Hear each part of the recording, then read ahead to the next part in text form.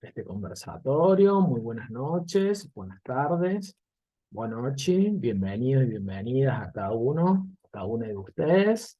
Desde la Universidad Católica de Salta, Argentina, desde el área de extensión universitaria de educación física, le queremos darle bienvenida a este primer convergencia, este primer diálogo abierto entre ocio, recreación educativa y animación sociocultural. Para nosotros es un gusto, un placer contar con estos tres disertantes, ponentes, especialistas y amigos de, de nuestra universidad que nos han acompañado en curso, en seminario, en charlas, y que hoy con tanta generosidad se han dispuesto a este intercambio, a este diálogo, a compartir sus saberes, sus caminos, sus recorridos. Brevemente les voy a leer bueno, para quienes no los conocen, el doctor Mario Viche González. Él es doctor en educación, es profesor hasta hace muy poco de escuela primaria y de la Universidad de Valencia. Es el editor, el autor de la revista digital Cuadernos de Educación. Sigue realizando aportaciones al campo de la animación sociocultural, de la educación social, tanto en España como en Portugal y también en Latinoamérica. La doctora Chus Morata de la Universidad Ramon Llull. Ella es investigadora, es profesora titular de la Facultad de Educación Social y Trabajo Social de la PRTARRES en Barcelona. Es licenciada en Pedagogía por la Universidad de Barcelona, tiene muchos artículos, investigaciones y trabajo en el campo del ocio educativo, de la animación también. Y bueno, es parte del grupo de investigación GIAS.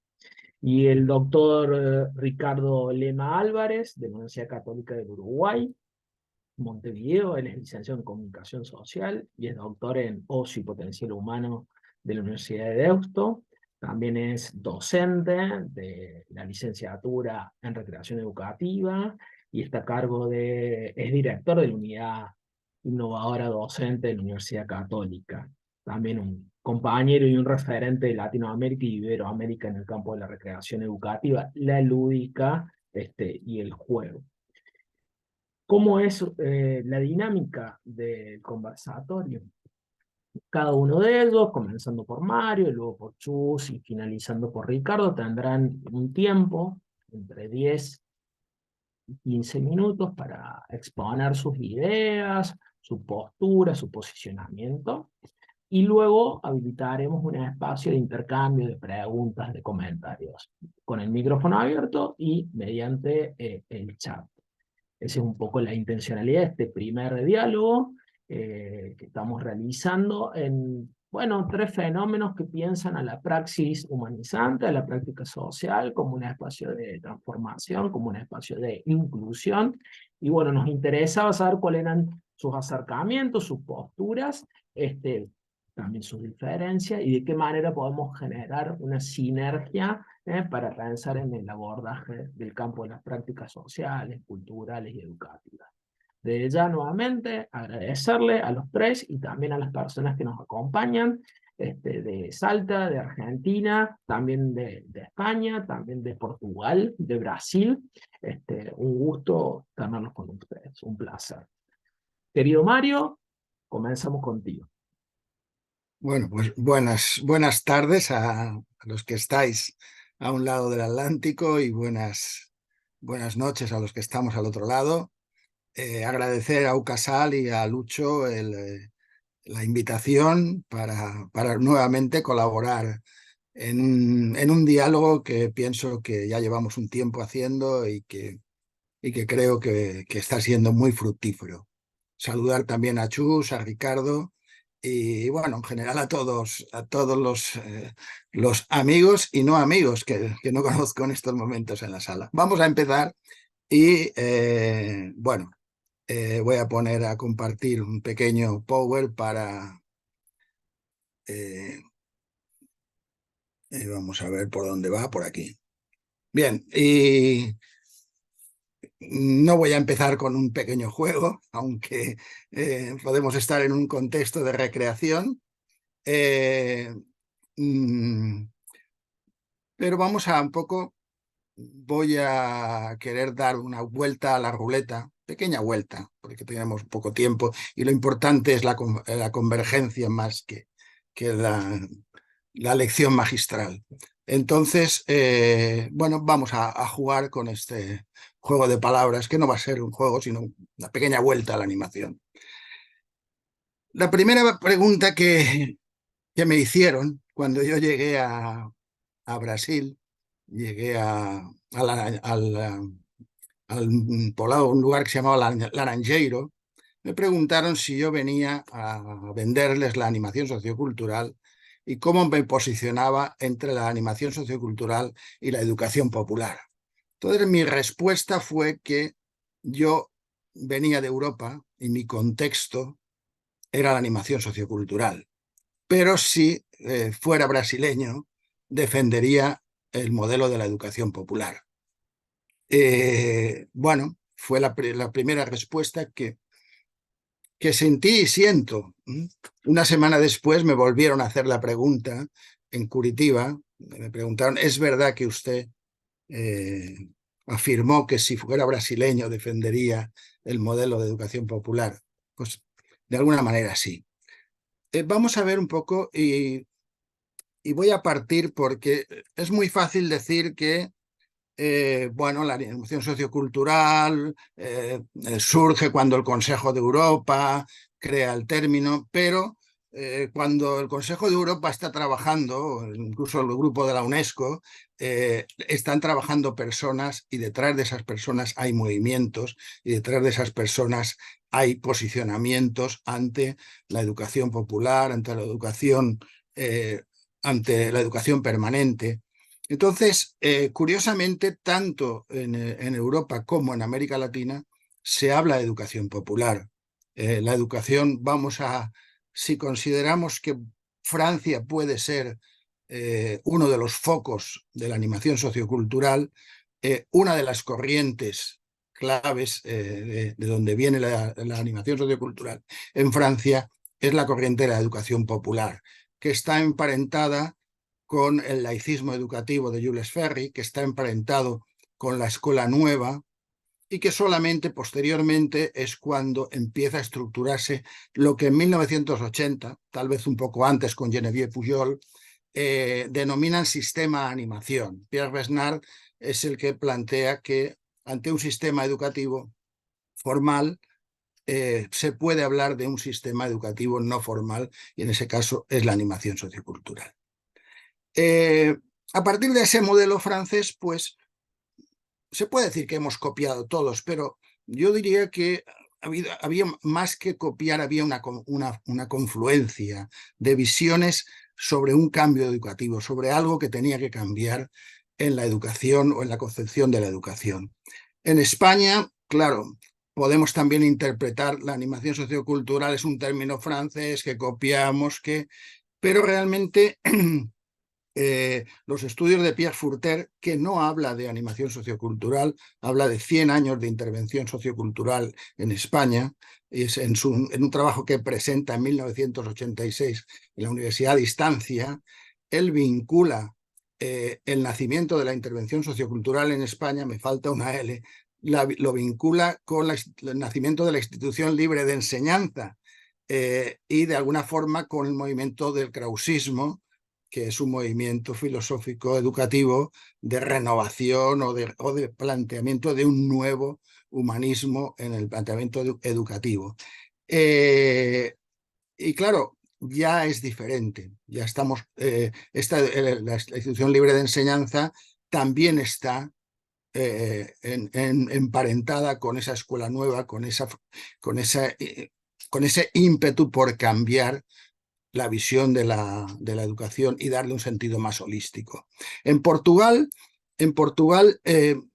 diríamos que se estructura la animación como proceso de formación y como sistema profesional mucho más tarde, pero la misma tesis doctoral de Marcelino de Sousa López demuestra que también a principios del siglo XX y emparentado también con esos movimientos de la escuela nueva y con esa renovación educativa, también aparecen las misiones culturales, también aparece todo un movimiento que muchos años después se va a estructurar. Entonces, eso es un poco esa estructuración de la animación sociocultural, podríamos decir como una evolución de la educación popular, en el sentido de un cambio en lo que era una educación bancaria, como planteaba Paulo Freire. En América Latina el concepto de educación popular es muy diferente. Solamente, como no toca, solamente he recogido la referencia de que Paulo Freire nunca habló de animación sociocultural. Es uno de los artículos que tengo últimamente publicados en mi revista, donde hago un repaso de todas las intervenciones de Paulo Freire en España relacionadas con la animación sociocultural. Paulo Freire viene 8 veces a España y uno de los momentos claves desde el punto de vista de la animación sociocultural es el congreso organizado por el Banco Exterior de España. Participa él en Madrid en uno de los congresos que fue el que marcó un poco la estructura o las bases de cómo estructurar la animación sociocultural en España. Y una de las ponencias claves es la de Paulo Freire, y Paulo Freire no utiliza, en el libro de la animación sociocultural en España, no utiliza el término, ni siquiera el término de desarrollo, que él considera un término en ese momento colonial y un término que dice que ha hecho mucho mal a América Latina. Entonces, es curioso porque Paulo Freire, según demuestro en mi artículo, ha sido históricamente una referencia importante para la animación sociocultural en España y en Europa, sobre todo en España, porque en Francia no, en Francia han sido otros autores, pero Paulo Freire nunca habló de animación sociocultural. Luego, digamos, esa base de una educación popular diferente está en el modelo de la animación sociocultural. ¿Qué es lo que de alguna manera podríamos decir que se une cuando a principios, mitades de los años, mitades del siglo pasado, se juntan en el Consejo de Europa, se juntan en la UNESCO, pues una serie de personas que, bueno, van a plantear esa educación diferente. Bueno, se juntan y colaboran personas como Paulo Freire, como Pierre Furter, como Ezequiel Anderegg, como Geneviève Pujol. Y entonces podemos decir que cuáles son sus preocupaciones. Sus preocupaciones fundamentales son la educación permanente, de eso habla Pierre Furter, el desarrollo cultural, de eso se trabaja mucho en Francia en estos momentos, en esa segunda parte del siglo XX, y se habla de participación ciudadana. Se habla de participación ciudadana como una forma diríamos, de estructuración de los barrios, de las ciudades, de renovación de la vida ciudadana en la Europa de después de la posguerra. Podríamos hablar que, bueno, esto sí que es un pequeño juego de palabras, porque no he sabido hacerlo digitalmente, pero si miramos cada uno de los 3 círculos, miramos la primera palabra, la primera línea, son los 3 elementos que yo en los años 80 marcaba en mi libro Intervención Sociocultural como elementos claves de la animación sociocultural. Primero era la identidad, tenemos el primer de los círculos, el segundo era la participación y el tercero la comunicación. Y ahí quisiera hacer una reflexión que yo me estoy haciendo en estos momentos, que más de una persona estamos haciendo en Europa, más de un colectivo, y es el posible fracaso de la animación sociocultural en Francia. La semana pasada estuve hablando con un académico ruso que había trabajado un poco la cultura española desde Siberia, y ha estado también en Francia, y me hablaba del fracaso rotundo del sistema o de la animación sociocultural en Francia. ¿Por qué? Tal vez porque se ha incidido demasiado en la identidad, se ha intentado trabajar la inclusión desde la identidad, es decir, cómo incluir a los diversos colectivos en una única identidad francesa, cuando el modelo identitario no es un modelo único, sino es un modelo multicultural, es un modelo de identidades múltiples. No diría identidades mestizas porque la última vez que lo hice desde Colombia se me dijo que eso era un término como muy colonialista, pero de alguna manera ese hibridismo de identidades es algo que tradicionalmente, diríamos, en los modelos de animación sociocultural más clásicos no se ha tenido en cuenta. Se ha buscado un modelo identitario común para todos. La casa común, la casa de cultura del barrio como la casa común de todos los vecinos, cuando es la casa de lo múltiple. Desde el punto de vista de la participación, pues pienso que se ha caído, la animación sociocultural en Europa ha caído en modelos demasiado organizacionales. Se ha tendido a, digamos, a maximalizar la participación desde modelos de organización de grupos, organización de equipamientos, y se ha olvidado de alguna manera el modelo de convivencia, que el objetivo de la participación no es la participación en sí misma, lo decíamos, pero el objetivo de la participación, y en este caso de la animación sociocultural, no es la participación, sino es la convivencia ciudadana. Y por último, hablábamos de comunicación, pero claro, hablábamos de comunicación como una comunicación un poco cambiando los modelos, de los modelos bancarios hacia modelos más dialógicos, pero de alguna forma esa comunicación falta el paso siguiente, que es el que ahora añado yo, la búsqueda de narrativas comunitarias, narrativas convergentes, narrativas que nos permitan convivir y convivir desde la multiculturalidad. Ese es el paso que de alguna manera, no sé si queda claro en este enfoque, porque me hubiera gustado que que las palabras hubieran jugado, que la palabra identidad hubiera girado y hubiera parecido multiculturalidad, que la palabra participación hubiera girado y hubiera parecido comunicación, y que la palabra comunicación hubiera girado, perdón, la participación por convivencia y comunicación por narrativas. Es decir, de alguna forma, ese fracaso de la animación en Europa, que parece verse claro en Francia, que Bonaventura de Sousa denunciaba en el último congreso de la Red Iberoamericana de Animación Sociocultural en la clausura, y que algunos investigadores están planteando, podría ir por ahí. Podría ir tal vez por esa eclosión de la convivencia, de la multiculturalidad en la convivencia, que no se había tenido o que no se estaba teniendo en cuenta desde la animación sociocultural. Bueno, creo que cada vez me queda menos tiempo. He recogido algunas, ahora en esta diapositiva he recogido lo que otros dijeron de mí, es decir, cosas que yo he trabajado de Venga, mi animación, amor, pero no que sé. fueron recogidos por otras personas. Paso con la Entonces, lo chaqueta. primero, ¿sí? ¿Quién habló? ¿No?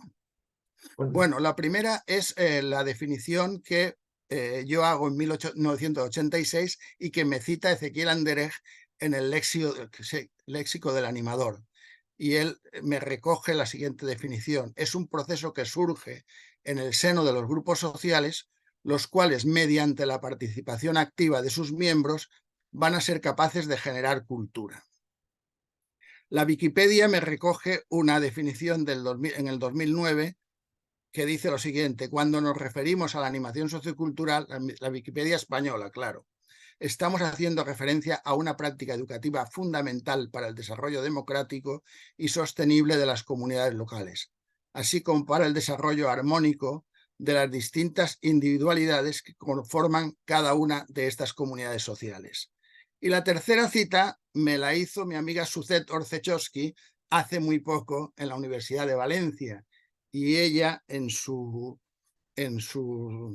presentación recogía que yo había hablado en un momento determinado de una pedagogía de la cultura, y es verdad, dedico un libro a la pedagogía de la cultura, y ahí me refiero Fundamentalmente me refiero a dos cosas: al humanismo en el trabajo pedagógico y a la sensibilidad como resultado final del trabajo cultural. Es decir, la cultura no como producción cultural, la cultura no como consumo cultural, la cultura como creación de una sensibilidad.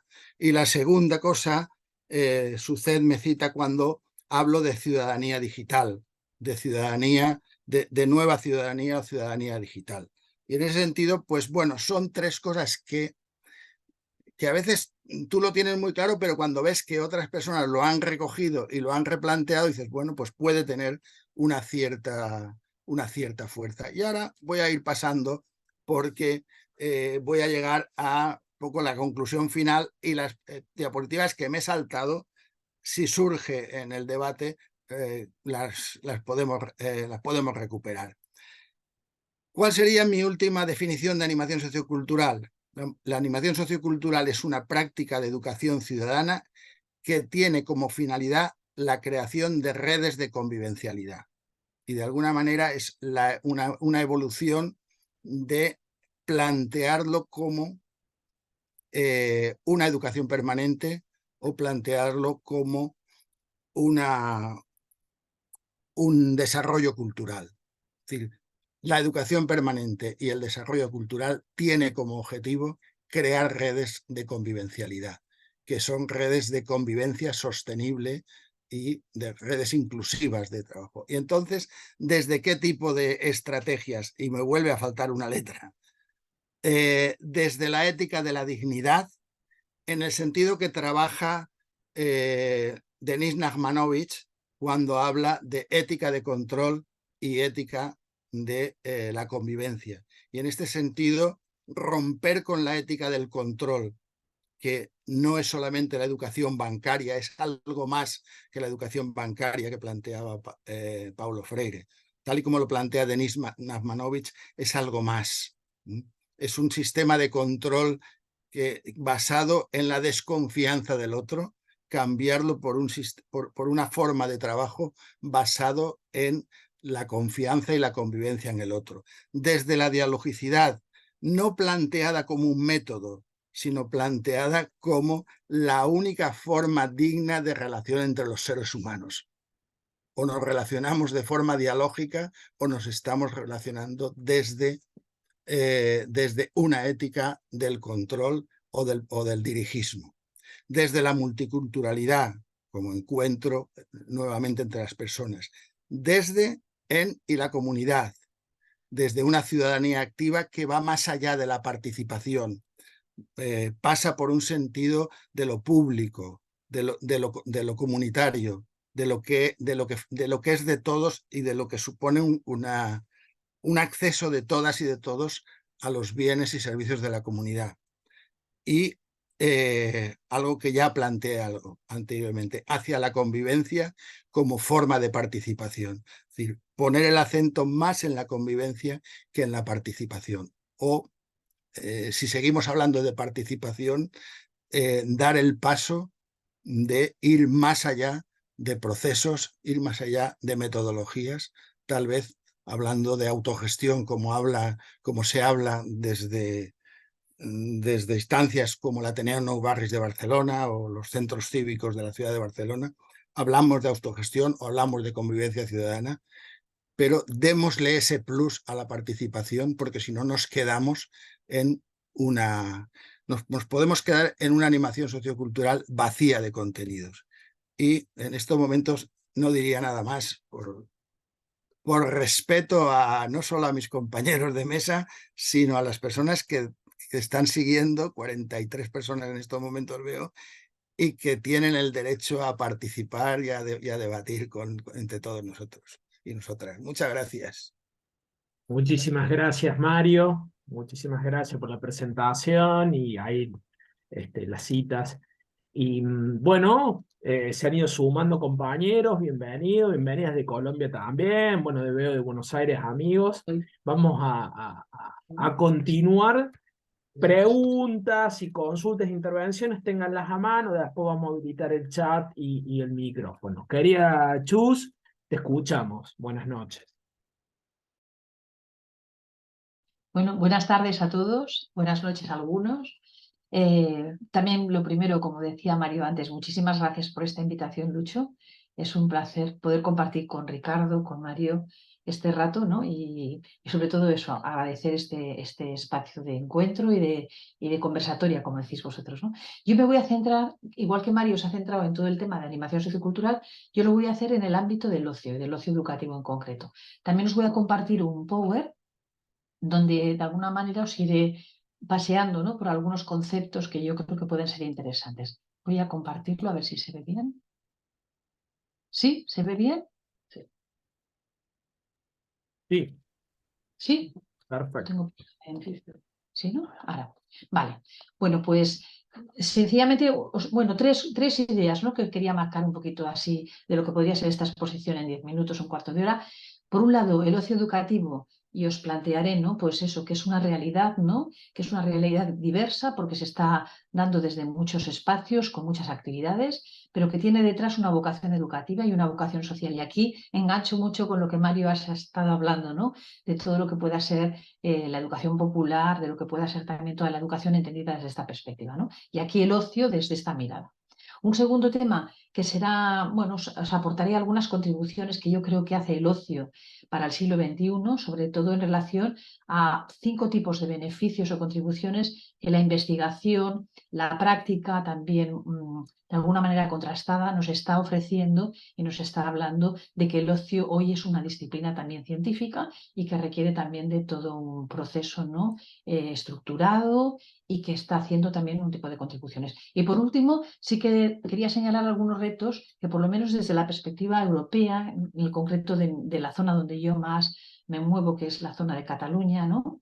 Pero bueno, podría ser transferible, al resto de Europa y al resto también de España. Algunos retos actuales que están en el ámbito del ocio. Voy a la primera parte. Una realidad diversa con vocación educativa, ¿no? Pues en este sentido, deciros, ¿no?, que el ocio sí que es una práctica, ¿no? Dice, el ocio en sus inicios era algo vago, era algo superfluo, posiblemente sin interés, pero cada vez el ocio va siendo más importante, tanto social como económicamente, tiene mucho que ver con la satisfacción y la calidad de la vida de las personas, y además es un objeto de estudio que hay que aprovechar su potencial, ¿no? Entonces, desde esta perspectiva de ver el ocio, ¿no?, como como una oportunidad y un contexto muy importante en la vida de las personas, también en nuestras sociedades cada vez hay más necesidades, también sociales y educativas, ¿no?, que hacen que, si miramos a la infancia y la adolescencia, nuestros niños, adolescentes, jóvenes, ¿no?, requieran también que ese tiempo pues, pueda ser de alguna manera bien organizado en claves de conciliación familiar, pero sobre todo por las potencialidades educativas que tiene el ocio, ¿no? O sea, hoy no podemos hablar solamente del ocio desde la educación desde una perspectiva formal, sino que el ocio aquí tiene una parte muy importante, ¿no? También el ocio está promovido por muchos agentes diferentes, desde las administraciones públicas, desde las organizaciones, el asociacionismo.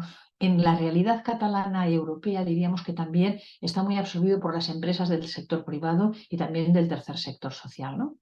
Todo ello ha llevado a una cierta regulación pública, ¿no?, de este campo. Hoy en día no podemos obviar que el ámbito del ocio educativo es un ámbito en el que muchos de nuestros niños, niñas y adolescentes y jóvenes es un espacio súper importante para su vida, ¿no? Y que además forma parte de todo su desarrollo personal, ¿no? Entonces nos encontramos ante una realidad, exacto, diversa, pero con vocación educativa. Aquí os ponía unos descriptores que también desde lo que es la literatura, ¿no?, recogida y especializada en el tema, creo que pueden ser descriptores importantes de lo que es el ocio desde esta perspectiva que os estoy planteando, ¿no? Por un lado, tiene intencionalidad educativa y, por tanto, permite el desarrollo explícito, ¿no?, para las personas, siempre desde una mirada lúdica.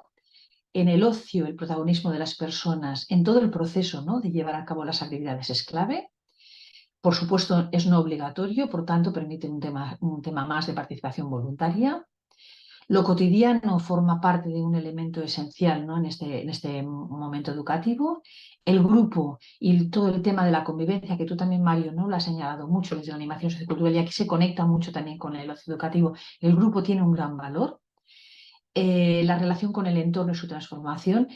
También después os presentaré unos modelos, ¿no? que hoy están consensuados de lo que es el ocio, ¿no?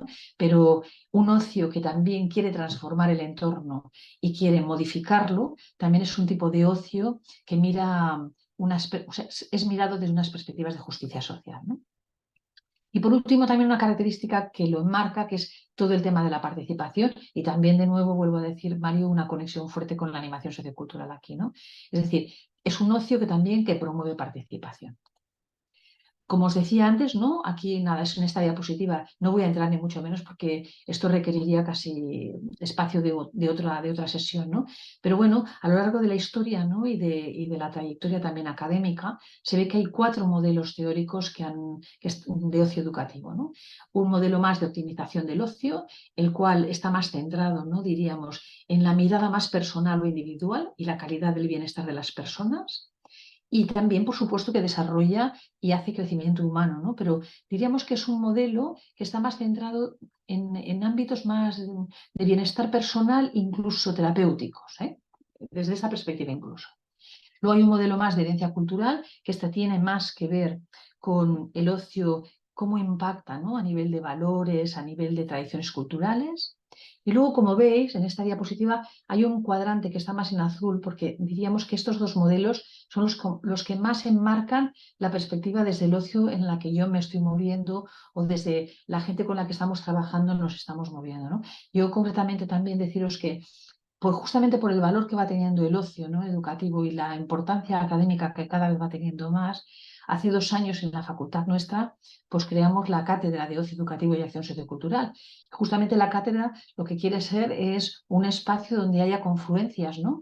de saberes, de disciplinas, de entidades, de redes que trabajan en estos temas, ¿no? Y bueno, y darle ese valor académico también y social, ¿no? Pues desde esta cátedra, ¿no? y de esta mirada del ocio, os diría que el modelo humanístico o el modelo de justicia social es donde más enclavamos también nuestra visión, ¿no? Humanístico, pues la misma palabra lo dice, ¿no? Es un ocio que intenta desarrollar el potencial humano en plenitud de las personas y tiene una mirada también hacia el bien común, ¿no? Y el modelo de justicia social es aquel ocio que, además de querer y desarrollar, ¿no? procesos más de autorrealización personal, también intenta construir sociedades mucho más transformadas, ¿no? más cohesionadas. Es decir, esta foto yo os la quería poner, por lo menos porque para mí es muy iluminadora en muchos casos, ¿no? Es decir, en qué modelo de ocio nos estamos encontrando y desde dónde hablamos, ¿no? Otra cosa que también describe el ocio es el tipo de actividades que se hacen, ¿no? Aquí podéis ver, si las centramos más en infancia y adolescencia, actividades que son llevadas en el fin de semana por entidades, por programas, todo lo que es el movimiento, al menos en España, ¿no? Y en Cataluña, todo lo que tiene que ver con lo que se llaman los SPLAIs o los centros de tiempo libre educativo. Luego toda una gama fortísima de actividades de vacaciones y de actividades extraescolares y complementarias a la escuela que en Europa están teniendo mucha fuerza y además están ocupando un gran espacio de los niños, niñas y adolescentes. También las ludotecas, espacios de juego, el ocio familiar como una realidad que emerge con mucha fuerza, también pues porque cada vez los temas de conciliación familiar son más importantes, ¿no? Y también porque se impone una realidad de que los niños también puedan vivir en el marco familiar esta experiencia de ocio, ¿no?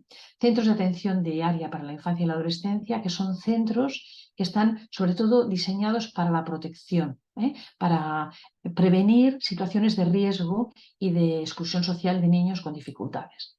Y luego toda una gama, por supuesto, de actividades culturales que entran también en el ámbito del ocio y que traspasan también la franja de los niños y adolescentes, sino también estamos pensando en jóvenes, en adultos, en personas mayores, ¿no? Como puedan ser equipamientos, centros cívicos, centros de ocio para personas mayores, casas de cultura, ateneos, centros deportivos o espacios para la educación cultural a muchos niveles, ¿no? Es decir, hay una gama inmensa de actividades de ocio que hoy nos invade en nuestra sociedad y que tienen que ser también un espacio fuerte de trabajo. Un segundo tema, iré rápido, las contribuciones, ¿no?, que puede hacer el ocio y que además salen de mucha relatoría académica, ¿eh? Muchos estudios que se han hecho a lo largo bueno, sobre todo de estas últimas décadas y además de muchos países y de todos los continentes, ¿no? Hay unas contribuciones importantes en relación a 5 temas que los estudios académicos nos están dando y es cómo el ocio mejora la identidad personal y social de las personas, cómo favorece la participación en la construcción de ciudadanía, cómo favorece también el desarrollo de competencias académicas y de empleabilidad, sobre todo pensando en los niños, adolescentes y jóvenes, y también de formación permanente para las personas adultas. Una cuarta contribución tiene mucho que ver con la parte de cohesión social de los territorios, cómo llevar a cabo actividades de ocio que tengan esa capacidad de dinamizar territorios y de mejorar también espacios, ¿no?, de las ciudades y de las convivencias.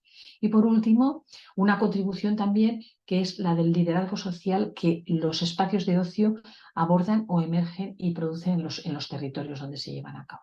Son 5 contribuciones, ni mucho menos ahora podré pasarlas a desarrollar. De hecho, las voy a pasar rapidísimo porque no las puedo explicar por el tiempo, ¿vale? Pero aquí podéis ver que son contribuciones que son importantes en estas 5 áreas, ¿no?, de desarrollo de las personas. Y son 5 áreas que están absolutamente avaladas por prácticas que se han desarrollado en muchos territorios y porque nos han dicho que los productos que de alguna manera y el impacto que han tenido en las personas son altos. Y ahora ya para finalizar, sí que me gustaba señalaros 3 retos, ¿vale?, que creemos que son muy importantes y que hay que abordarlos. Un reto importante es el del acceso al ocio educativo universal y en igualdad de condiciones para todas las personas. La realidad, al menos desde la que yo me muevo, y desde la que conozco con más proximidad, es que igual que la escuela y la educación formal es de acceso para todos, el ocio hoy actualmente no está en igualdad de acceso para todos los niños, niñas y adolescentes, ni incluso para las personas mayores, porque acceder al ocio en muchos casos es algo muy caro. Entonces, aquí hay una primera cuestión, que diríamos de carácter político, que requiere un planteamiento fuerte y profundo, ¿no? Un segundo reto es el del tema del trabajo conjunto y en red. Es decir, hay que pensar el ocio desde los ecosistemas educativos que mejoren también la educación de las personas. Y en ese sentido aquí hay unos temas también importantes en cuanto a ser reconocido el ocio como un espacio profesional importante de la misma calidad y desde la misma importancia que pueden tener otros espacios educativos. Y por último, un reto que tiene que ver más con las metodologías compartidas y cómo la investigación y la calidad pedagógica es importante para que se vaya cada vez más, ¿no?, promoviendo desde esta área. Sencillamente deciros desde el reto 1 que podemos decir que es un derecho reconocido legalmente. Tenemos unas leyes que nos amparan respecto a esto, ¿no?, desde la Declaración Universal de los Derechos Humanos de Naciones Unidas, la Convención sobre los Derechos del Niño, la Organización Mundial del Ocio, con la Carta del Ocio, y muchas más leyes que yo no he puesto aquí, ¿no?, pero porque estas son de carácter más universal. Pero nos están diciendo que este derecho al ocio es legalmente reconocido. Sin embargo, las políticas son todavía insuficientes. Por aquello que os decía antes de que no todo el mundo accede, la investigación todavía es pobre, las metodologías que se utilizan a veces son no de una gran calidad pedagógica, es decir, hay falta todavía de una serie de actuaciones que requieren procesos, ¿no? Bueno, pues de alguna manera, para hacer posible el acceso, yo señalaba aquí 4 acciones que me parece que son importantes tenerlas en cuenta. Una es que el ocio tiene que entrar en la agenda pública y tiene que tomarse en serio desde la perspectiva política, que además hay que modificar legislaciones y normativas, es decir, tiene que pasar por un plan de trabajo evaluable para poder acceder todos los niños, niñas y adolescentes. Se requiere visibilizar el derecho al ocio para, sobre todo, las personas que tienen más dificultades, es decir, personas con discapacidad, personas que vienen de otras culturas que a lo mejor a este tipo de educación no han accedido, es decir, la visibilización del derecho al ocio. Y luego todo lo que tiene que ver con incrementar recursos económicos, que a veces no son solamente económicos, también son de acompañamiento psicosocial o de acompañamiento educativo a las personas. Un segundo reto, como os decía, es el trabajo conjunto y en red, y el desde la mirada de los ecosistemas. Y aquí os señalaba como 5 acciones que creemos que también son importantes. para que se dé justamente este reconocimiento del ocio como un valor, ¿no? Uno es que tiene que operar como ecosistema educativo y en este sentido las administraciones públicas, yo por lo menos hablo desde España, ¿no? Se lo tienen que tomar mucho más en serio, ¿no? Y tienen que de alguna manera coger los territorios y los barrios como espacios reales, ¿no? De trabajar lo educativo en relación con las escuelas, en relación con otros equipamientos, ¿no? También la perspectiva de la transversalidad, es decir, cómo integrar y que sean realmente políticas transversales y de inclusión. El reconocimiento por parte de las familias del valor del ocio educativo. Nos encontramos también con muchas familias que realmente no le dan el valor al ocio o porque culturalmente no lo conocen o porque el acceso es difícil a nivel económico. Por lo tanto, también aquí la red, ¿no? Y el trabajo en red es muy importante desarrollarlo para ser reconocido y para ser también valorado por las familias. También en el mundo profesional hay un reto, es decir, muchos jóvenes, ¿no? Que actúan desde el ámbito del ocio y que luego se van profesionalizando, también se requiere cada vez que sea más reconocido como un ámbito profesional de gran nivel. Y luego el reconocimiento del ocio educativo por parte de todos los agentes de la comunidad. Aquí en muchos casos la escuela, la salud, los servicios sociales se tienen que plantear que para que las personas puedan desarrollarse también tienen que participar de estas acciones de ocio. Y ya por último, con esto acabaría el reto 3, que es el de las metodologías compartidas, la investigación y la calidad pedagógica. Es decir, igual que el mundo de la escuela, ¿no? Ha ido desarrollando investigaciones, procesos, prácticas y están muy avaladas, ¿no? Pues el ocio también está en esos caminos, que no podemos decir que no los tienen, que no está desarrollado, pero bueno, requiere pues un mayor reconocimiento, ¿no? En ese sentido, metodologías como puedan ser tener en cuenta que el protagonismo de las personas es clave en sus elecciones de lo que hacen en el ocio. Esto luego en el debate, si no, en todo caso, apuntaría alguna cosita más. Luego también otra metodología que es todo lo que es la activación y la participación social. Actuaciones que tienen que ver con los entornos naturales en este mundo tecnológico en el que nos encontramos, ¿no? Pues también volver de nuevo, ¿no? A conectar a los niños, niñas y a los jóvenes con los entornos más naturales y más limpios también, ¿no? Acompañamiento en etapas de transiciones, sobre todo en etapas de juventud, adolescencias, y actuaciones dirigidas especialmente a sectores más vulnerables, ¿no? Que accedan realmente a través de metodologías adecuadas. Y luego algunas 3 ideas que tienen que ver más con la investigación y la calidad, que es cómo trabajar en clave de partenariado, ¿no? Que las universidades, con las entidades del tercer sector, con las empresas, puedan ir trabajando para que este campo, para que este contexto cada vez vaya teniendo más importancia. Por ejemplo, uno de los deseos de la cátedra, ¿no? En la que estoy yo trabajando, pues tiene que ver con este tema, ¿no? Cómo hacer realmente estas conexiones entre todos los mundos que rodean a las personas para poder avanzar ahí. Luego también generar espacios más de debate y formación y mejorar todo lo que tiene que ver con la calidad pedagógica, ¿no? Que un poquito es lo que os decía antes. Y ya estaría. Un poquito por aquí lo dejaría yo mi planteamiento. Luego, Muchísimas gracias, Chus. Muchísimas gracias por la presentación, por las ideas que nos planteas, que nos dejas pensando. Seguramente va a haber consultas, comentarios. Bueno, aprovecho también para agradecerle a Mario que compartió ahí la presentación por el chat. Estimado Ricardo, bueno, sé que estás en clase, así que es para vos y para tus alumnos y alumnas, tus estudiantes, así que te escuchamos. Con gusto. Bueno, bien. Buenas tardes, noches casi. Noches seguro en España y tardes aquí.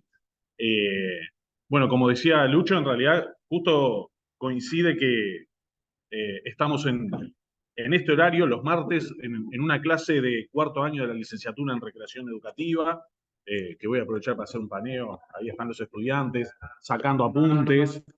¿Ah?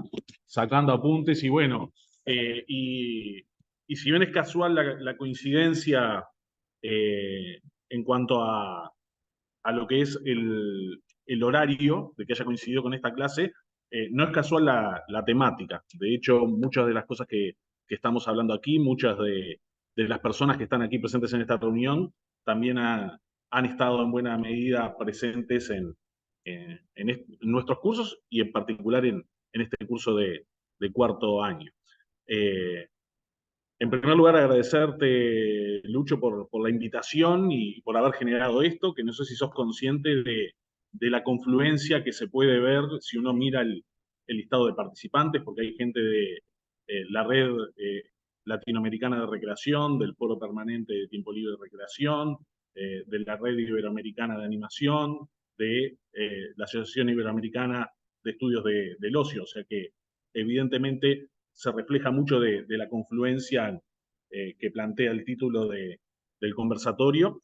Y bueno, y a mí me toca, como hemos hablado con Mario de animación, con Chus de ocio educativo, voy a poner un poquito el foco en recreación educativa, tratando justamente de recuperar, bueno, en qué medida se puede entender a, a la forma en particular que tenemos de ver la recreación en Latinoamérica como una confluencia de muchas de las cosas que hemos hablado hasta ahora. Pongo un poco en contexto y algunas cosas las voy a pasar más rápido porque aquí tenemos a varios colegas y amigos que ya me han escuchado varias veces y sin duda que los estudiantes también los puedo llegar a aburrir repitiendo algunas cosas. Pero en primer lugar, recordar de por qué en Latinoamérica hablamos mucho de recreación y quizás está tan presente la recreación. Yo creo que buena parte de las decisiones respecto a si hablamos de recreación, animación, ocio, más que discusiones conceptuales y epistemológicas, son cuestiones históricas, geográficas, y hasta que a veces se pueden explicar incluso de hitos casi anecdóticos, ¿no? Y bueno, en cierta medida, el recorrido que tiene ese enfoque de la recreación, que parte de países anglosajones y que se va a desarrollar en los últimos 50 años, ya sea como una forma de entender la recreación más desde lo terapéutico o como una educación del ocio, ¿no? Así se lo entiende generalmente hoy en muchos de los países angloparlantes. En el caso de Latinoamérica, hay que entender y situar en buena medida la recreación como una influencia deliberada de este enfoque, ¿no? Y cuando digo deliberada es que hubo una intención explícita de transferir a buena parte de Latinoamérica el modelo de deporte, de educación física y de recreación desde comienzos del siglo XX, a través de lo que fueron los hermanos fraternales de la YMCA, de lo que se conoce en algunos países como la Asociación Cristiana de Jóvenes. Muchos jóvenes misioneros recorrieron y residieron en las principales capitales latinoamericanas, justamente para traer una forma de entender determinados conocimientos vinculados al uso del tiempo libre y que tuvieron mucho impacto durante buena parte del siglo XX en Latinoamérica. Pero a su vez, también, así como evoluciona en los países anglosajones, también la recreación evoluciona en buena parte de nuestra región. Y hoy en día muchos colegas hablamos de recreación educativa, ¿no? Marcando justamente un énfasis, una diferenciación en lo que es ese modelo o esa matriz fundacional de la recreación. En este proceso mucho tienen que ver estas confluencias de las que estamos hablando, ¿no? De esa primera influencia de recreación más desde un enfoque higienista a lo que pasa sobre todo a partir de los años 60. En el caso de Uruguay está muy claro y muy evidenciado la influencia que tiene la animación francesa en los años 60, puntualmente a través de los vínculos que habían entre los grupos de scout católicos de Uruguay y de Francia, ¿no? También en otros países, como en Chile, hay evidencias de esto, pero en el caso de Uruguay es muy claro cómo la animación permea en el Uruguay a partir justamente de este contacto que tienen los scout católicos en los años 60 y cómo eso permite repensar a partir de los años 60 buena parte de las prácticas de recreación. Otro hito que podemos mencionar como una serie de eventos desafortunados, aunque algunos terminan siendo afortunados, ¿no? Las interrupciones democráticas que la mayoría de los países latinoamericanos tuvimos en la década del 70 marcan también un momento de pérdida de la participación social, de represión de muchas de las prácticas vinculadas a una educación que podría ser entendida en el marco de una educación popular y progresista, la enseñanza fuertemente controlada, la posibilidad de asociarse y de participar y de reunirse de los jóvenes fuertemente controlada. Sin embargo, en ese contexto de represión, al menos en Uruguay, la recreación se constituye en una práctica de resistencia. A partir de justamente ejemplos y experiencias que también están como muy documentadas en cuanto a los mismos scouts católicos que han desarrollado en ese periodo también prácticas de participación y de encuentro a través de la recreación, las cooperativas de vivienda también como un espacio fuerte para el desarrollo de prácticas de recreación que se constituían justamente en un espacio para el desarrollo incluso también de la cultura, de la música, del teatro. La Asociación de Empleados Bancarios del Uruguay, que bueno, es un sindicato y en un contexto en el cual estaban todos los sindicatos prohibidos, es una asociación que igual sostiene un espacio de participación, de deporte y de recreación, que también es una práctica de resistencia. Y luego, y quizás lo principal que a mí me interesaría aludir en este momento, que son instituciones de educación formal, muchos colegios católicos, pero no solo, que encuentran en las prácticas de recreación, de campamento, la posibilidad de evadir el control de la enseñanza que hacía esa dictadura cívico-militar y desarrollar entonces prácticas que tenían que ver justamente con esta forma de participar, de encontrarse y de desarrollar otro modelo educativo a pesar de las restricciones que generaba esa propuesta. En ese contexto se va a desarrollar, sobre todo a partir de la apertura democrática, que en Uruguay se da en 1985, se va a desarrollar un enfoque que rompe con esa matriz fundacional de la educación física, del deporte, y empieza a desarrollarse entonces con un estatus propio, en el cual también es bien claro en Uruguay algunas influencias que se dan en la bibliografía que se empieza a leer en esa época, pero también en autores que vienen a dar cursos al Uruguay, en el cual, por un lado, está también una referencia de un libro y un autor que da muchos cursos a fines de los 70, principios de los 80 del Uruguay, como Juan Carlos Cutrera, argentino, pero sobre todo la influencia de autores que ven al juego y la recreación en confluencia con la educación popular.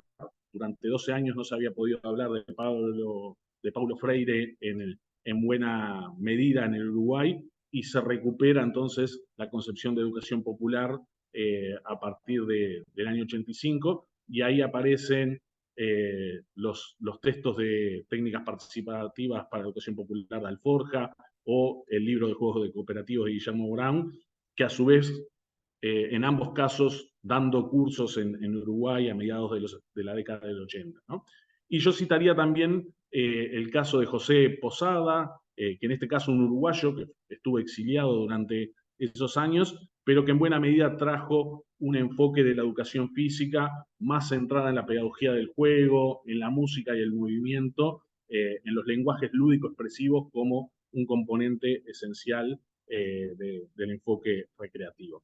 Todo esto da cuenta entonces de un cambio de mirada, una forma de entender a la recreación muy distinta a esa forma de entender de los países anglosajones, y que empieza a tener evidentemente confluencias, en primer lugar, con otras miradas de la recreación que se están dando en diferentes países de la región. Por ahí, por suerte, tenemos la presencia de colegas que también han sido muy inspiradores, como Antonio Carlos Bramante, como Esperanza Osorio, que están aquí presentes, y aprovecho para saludarles, que también con quienes hemos compartido justamente esta revisión y esta mirada de buscar un estatus propio y regional al campo de la recreación. Rápidamente, la recreación educativa la hemos definido en primer lugar como una práctica pedagógica, es decir, poner el foco en que es una acción que se desarrolla educativa en torno al disfrute, ¿no? Aprovechar el disfrute como una oportunidad educativa y a partir de eso entonces generar una intervención que parta de ese bienestar que es necesario para generar las condiciones para que la persona pueda gestionar su propio desarrollo. Lo hacemos también entendiendo que el potencial lúdico que tenemos los sujetos, ¿no? En tanto homo ludens, a mí me gusta decir que somos ludens ludens, porque somos sapiens sapiens gracias a que somos ludens ludens, ¿no? No somos los únicos homínidos que jugamos, pero sí somos los que lo hacemos a lo largo de toda la vida y a cosas complejas. Y desde la recreación educativa para nosotros entender no solo el juego, sino ese potencial que tenemos como ludens ludens es un elemento clave para entender el enfoque. La participación de la comunidad, pero no una participación en cuanto a consumir una oferta que los recreadores gestionan del tiempo libre, sino de hacerse parte y partícipe de nuestros propios procesos de desarrollo, ¿no? de asumir la gestión de nuestro tiempo. El desarrollo humano, en buena medida, como una perspectiva que entiende generar las posibilidades para que la persona pueda desarrollar sus diversas potencialidades y construir sus propios satisfactores para generar ese desarrollo, y la finalidad de construcción de autonomía, ¿no? Hablamos de tiempo libre como una forma de gestionar nuestro propio tiempo, de gestionar la autonomía que se desarrolla en ese tiempo, y esa tiene que ser la finalidad de la recreación educativa, ¿no? Permitir que, en definitiva, aprendamos, desarrollemos nuestra autonomía en todo nuestro tiempo y no solo en ese tiempo que a veces tenemos disponible. En buena medida, esto da cuenta de una forma de entender la recreación educativa que sin duda que tiene y le debe mucho a la animación sociocultural, a el ocio educativo, pero que también seguramente puede proponer y plantea algunas oportunidades para repensar también algunos de estos enfoques. Y voy a poner el foco para ir terminando en estas, en dos que creo que pueden ser oportunidades de ayudarnos justamente a visualizar el campo a partir justamente de esta forma de entender la recreación educativa. En primer lugar, yo creo que durante mucho tiempo la recreación educativa o la recreación buscó fundamentarse desde una mirada no formal de la educación y desde las construcciones teóricas que han surgido del campo de la educación no formal, pero cada vez la barrera entre escuela y educación no formal es más difusa, ¿no? Cada vez se empieza a desdibujar lo que es lo formal en educación y por lo tanto a permear mucho más lo que es educación no formal. Esto no es casual, lo mismo sucede entre la barrera entre trabajo y ocio, cada vez es mucho más difuso poder diferenciar qué es trabajo y qué es ocio en nuestro tiempo. En el caso de Uruguay, la recreación educativa, el principal ámbito de intervención de la recreación educativa son las instituciones de educación formal. Esta es una particularidad también de nuestro país. Pero esto, lejos de ser una dificultad, lo que ha permitido es que estos mundos permeen mucho más, que haya mucho más sinergias e intromisiones mutuas, como dice Trilla, de cada uno de los campos. Y creo que en buena medida es una oportunidad para los futuros recreadores que tengo aquí a mi alrededor para tratar de repensar la educación en forma integral y no a partir de segmentaciones en cuanto a los agentes y los sistemas. Y vinculado con esto, y acá tomo algo que aprendí de la querida Chus, la idea de mirar la educación como algo, en definitiva, integral, ¿no? Una mirada 360 de la educación y a lo largo de la vida, ¿no? Esto de que se educa todo en todas partes y todo el tiempo, parafraseando esta película que también ha sido muy exitosa este año, y en definitiva, asumir que las diferentes instituciones, las diferentes iniciativas, las diferentes profesiones y campos y miradas en torno a la educación terminan teniendo como eje a la persona y como la trayectoria educativa de la persona tiene que ver con la confluencia de un montón de acciones que no siempre están lo suficientemente coordinadas, pero que seguramente se pueden llegar a repensar en clave de una educación 360 y a lo largo de la vida. Y bueno, por aquí, entonces ya me he pasado de un minuto, voy a concluir. Muchísimas gracias, Ricardo. Agradezco tu puntualidad latinoamericana. Bueno, vamos, también me quedo pensando, igual que la exposición de Chus y de Mario, me gustaría que habilitemos ahora el espacio de intercambio, de preguntas, de aportes. Si quieren hacerlas dirigidas, las pueden hacer por el chat o pueden habilitar el micrófono, ya sea a Mario, a Ricardo o a Chus. Y bueno, iniciamos también este momento de diálogo que es parte de este encuentro.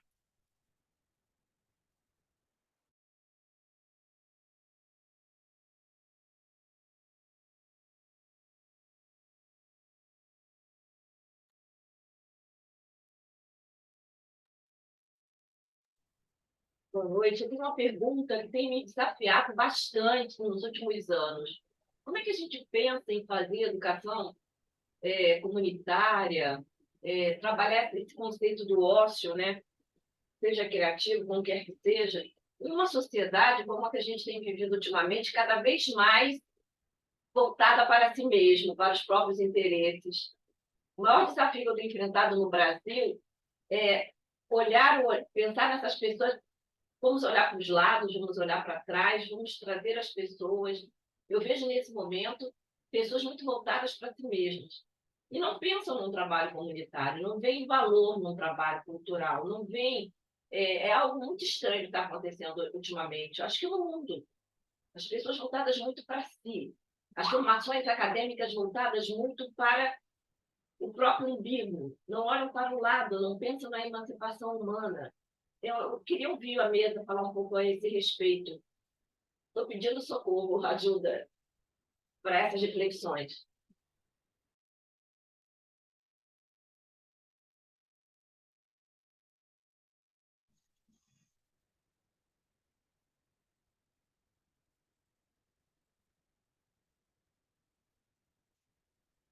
Tomando aí o mesmo processo, boa noite a todos. Margarete, querida, Luciano, conheci há poucos dias, querido Luciano, Mário eterno, e agora aqui escutando o Ricardo, muito obrigado, a Terrus, muito obrigada, muito boa todas as colocações aqui, Mário, como sempre. Eu também tenho uma preocupação que é com referência às tecnologias. O ócio, hoje, foi para as tecnologias, né? O celular tomou conta desse tempo de ócio das pessoas. E também é alguma coisa que fica me incomodando, não no sentido de excluir. Ramiro, querido, agora que eu vi você aí, tá jantando. Um beijo para você, Ramiro. Então, voltando, né? Eu não quero excluir as tecnologias da nossa vida, mas eu quero saber como que nós, animadores socioculturais, educadores sociais, que trabalhamos, né, dentro dessa educação popular, como é vista aqui no Brasil, como que a gente pode trazer essa ferramenta para que a gente possa usar. E talvez Mário possa trazer um pouquinho dessa reflexão quando a gente pensa na cidadania virtual, né? Mas, enfim, deixo aí para Terrus também, né, e Ricardo, pensar um pouquinho com a gente.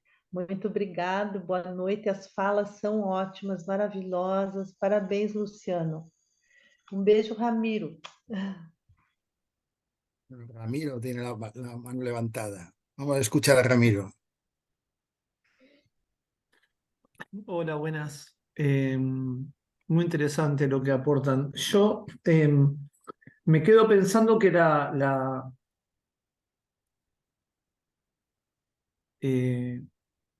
posición sobre ocio que se plantea en la intervención de la compañera de Jesús es una intervención donde el ocio aparentemente tendría unas funciones positivas, ¿no? Yo ahí te mandaba, ahí yo me quedaba como pensando, a partir de la intervención de Ricardo Lema, si la recreación educativa también tendría un posicionamiento, digamos, como dispositivo pedagógico, referido exclusivamente al ocio. Es extraño, es un tema que con muchos hemos hablado largamente y muy conocido, porque en América Latina el concepto de ocio siempre está en tensión con el concepto de tiempo libre, que son conceptos en un sentido antagónicos. Entonces, por ahí me gustaría, Susi, podés desplegar un poco más que en la presentación sobre ese ocio educativo que vos planteás. Es un ocio que no queda claro respecto a las cuestiones más estructurales de Gramsci de hegemonía. ¿Qué sentido tienen? Tienen un sentido hegemónico contra hegemónico. Tienen un sentido de sostener el orden y utilizar el dispositivo como una compensación. Tiene un objetivo de no sostener el orden y ser de alguna manera disruptivos, que ahí en ese sentido me parece que va un poco más el discurso de Mario. Y capaz que la misma pregunta, Ricardo, va con respecto a cómo vos presentás el origen histórico de la recreación educativa presentada como tal desde el modelo uruguayo que planteás, que siempre están ancladas, muy cercanas al concepto de ocio, en los discursos tuyos y en tus textos. ¿Qué es el ocio? ¿Qué es el ocio en ese sentido? Sobre todo porque la pregunta la hago para poder desplegar, sobre todo para aquellos, como es mi caso, que es público acá, por lo menos por vos, por varios de los que están acá, que soy enemigo de ese ocio burgués. Lo veo como un dispositivo de control y como un dispositivo de riesgo, y que justamente el olvidar la palabra tiempo libre, el olvidar esa tensión, lo veo como peligroso. Entonces, como en América Latina hay toda una corriente que viene desde la izquierda, y que en Argentina sobre todo configuró una mirada de prácticas educativas en recreación desde la década del 50, que disputan ese tema y que sobre todo desde el texto de Abraham Paín ponen en tensión eso, lo dejo acá como pregunta e inquietud.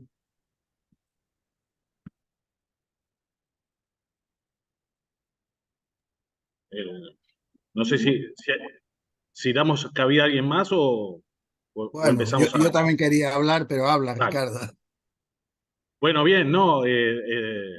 Bueno, primero que nada, que esto que pregunta Ramiro, lo vamos a trabajar en un libro que nos está por publicar Espíritu Guerrero, que Ramiro es el editor de Espíritu Guerrero, por eso en realidad nos estamos levantando un centro para vender más libros, ¿no? No, dice no. Bueno, no, en realidad evidentemente que hay una tensión. Desde Latinoamérica tenemos a no utilizar tanto, quizás más el concepto de tiempo libre. Yo creo que esto se debe, insisto un poco en lo que dije al principio de la charla, más a cuestiones históricas y geográficas que a razones conceptuales y epistemológicas, ¿no? Porque de hecho ni tiempo libre, ni recreación, ni ocio son conceptos que tengan equivalente en la mayoría de los idiomas de tribus originarias o de grupos originarios de Latinoamérica. Entonces, cualquiera de los conceptos que nosotros tomemos, perfectamente deberíamos asumir que es una impostación cultural. Buena parte de la recreación latinoamericana ha recuperado, por influencia directa del libro de Psicosociología del Tiempo Libre, de Frédéric Monet, que también hay una edición de Espíritu Guerrero que la recomiendo, pero ha tomado la idea de que ocio es un concepto burgués. cosa que yo la he discutido ampliamente. Es mucho más burgués el concepto de tiempo libre, que surge en un contexto de modernización anglosajona, o el concepto de recreación, que el concepto de ocio. Yo creo que cualquiera de los conceptos, desde una mirada de epistemología del sur, puede ser discutido, porque en definitiva son cualquiera de ellos conceptos foráneos, pero lo cierto es que si los discutimos, probablemente no encontremos conceptos para sostener esta conversación. Entonces, necesariamente hoy tenemos que acudir a esos conceptos. Yo creo que los tres conceptos, ocio, recreación y tiempo libre, aportan, ¿ah? Y dejar fuera alguno de ellos está excluyendo cosas esenciales que nos ayudan a comprender el campo, ¿no? Pero sí que no me gusta esto de demonizar algunos conceptos y decir yo no hablo de este y sí hablo de este otro. O sea, creo que quedamos incompletos si no tomamos en cuenta la riqueza de lo que trae cada uno de estos conceptos, y sí que evidentemente necesitamos construir desde nuestra región también cosas que enriquezcan las miradas que se han ido construyendo desde otras partes, ¿no? Sí, bueno, Laura, me dejas que te sobrepase porque me citaron Sucet y Ramiro. Entonces después hablo yo y te dejo hablar, Laura. Bueno, ahí hay algunas cosas que, por ejemplo, la pregunta que hace Sucet, el tema de la tecnología. Claro, la tecnología, si la entendemos como un consumo, que es lo que la entiende el sistema neoliberal, el sistema de mercado, entiende como consumo. Claro, evidentemente quedamos fuera, es decir, ¿dónde entra no solo la animación, la recreación educativa, la educación en el tiempo libre o en el ocio, como lo queramos llamar? Estamos fuera de ese sistema. Recordaba un poco el libro de la Revolución Cultural del Tiempo Libre de Dumacedier, cuando él, 25 años después hacia la civilización del ocio o del tiempo libre, él dice que ha sido una castaña eso de las 3Ds y que se ha convertido en un consumo indiscriminado e individualista de ocio. El propio Dumacedier, la lástima es que a partir de ahí murió y ya no siguió desarrollando esas ideas, pero bueno. Entonces, claro, hemos de posicionarnos como educadores, nos pongamos el sello de la animación sociocultural, de la recreación educativa, de la educación en el ocio, en el tiempo libre. Hemos de posicionarnos, y hemos de posicionarnos de alguna manera desde el activismo marginal, y ahí cito a Margaret Martins, a Mónica Coelho, Margaret me entiende, es decir, de alguna manera o estamos haciendo el juego, y es un juego de elitismo burgués, como apunta Ramiro, o realmente somos activistas marginales que estamos planteando otra forma, yo no sé si de vivir el ocio, de vivir nuestro tiempo, de vivir la vida, otra forma de vivir las relaciones, de vivir la comunidad, porque si la forma es consumir, ¿qué pintamos aquí? En el año 86, uno de los sociólogos del equipo de Gil Calvo, en un congreso de animación sociocultural en Valencia, nos decía, si lo que ustedes pretenden es ocupar el tiempo libre de la ciudadanía, tienen el tiempo perdido. El Estado lo ocupa con la televisión. Si ustedes pretenden otra cosa, ¿no? Y entonces la contestación, si pretendemos transformar las relaciones económicas, si pretendemos transformar las relaciones entre las personas, si pretendemos una vida más digna y más sostenible y más inclusiva o más respetuosa. En ese sentido, tiene sentido nuestro trabajo. Lo hagamos desde el ocio, del tiempo libre, de la animación, le llamemos educación sociocultural, que es la transparencia que me faltaba.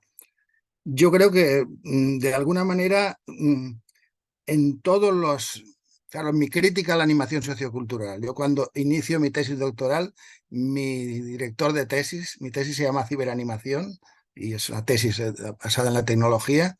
Mi director de tesis me dice, no sé nada de animación sociocultural, pero durante 25 años los animadores y las animadoras habéis dicho lo mismo. No tiene sentido iniciar una tesis para volver a decir lo mismo. ¿Qué quiere decir? Que de alguna manera con el tiempo hemos estereotipado el discurso. La práctica, la institucionalización de los equipamientos, de los programas, tiende a una estereotipación del discurso y hay que romperla. ¿Cómo se rompe? Con una lectura crítica.